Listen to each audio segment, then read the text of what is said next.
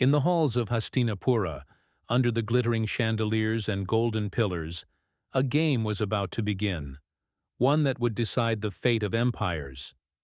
The Kauravas, led by Duryodhana, had invited the Pandavas to a grand dice match, hosted by the cunning and cold Shakuni, uncle of the Kauravas. Although the game seemed noble in appearance, its intent was poisoned with deceit. Bound by the code of honor and invitation from the royal court, the Pandavas could not refuse.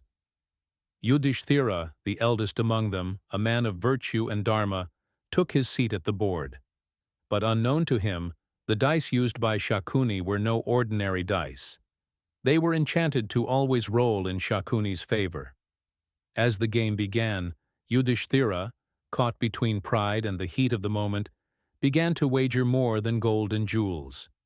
He gambled his chariots, his lands, his wealth, and lost them all. One by one he staked his brothers, Arjuna, Bhima, Nakula, Sahadeva, and lost them too. Still the game went on, as silence gripped the court, and no elder dared to stop the madness. In a final, desperate moment, Yudhishthira staked the most precious being in his life. Draupadi, the queen of the Pandavas, a woman of fire and dignity. And with one throw of Shakuni's treacherous dice, he lost her. The air grew heavy, and tension rippled through the assembly as Duryodhana ordered Draupadi to be brought into the court. Draupadi, shocked and enraged, refused to come. She demanded to know, was Yudhishthira even in a position to wager her after losing himself? The messengers hesitated, but under pressure, dragged her by the hair into the court. The royal assembly watched in stunned silence as Draupadi, clad in a single cloth, humiliated and furious, was forced to stand before them.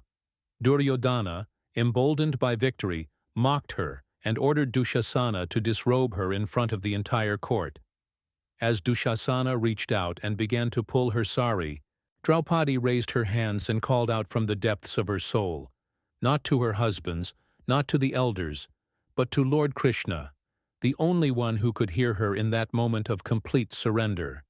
And then, a miracle happened.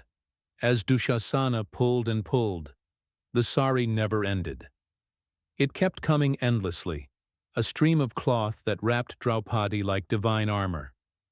Dushasana collapsed, breathless and exhausted, while Draupadi stood untouched, her dignity preserved by divine intervention. The court remained silent, drenched in shame and fear. Not one warrior had risen in her defense. Not Bhishma, not Drona, not Kripa. The fire of revenge had been lit in that moment.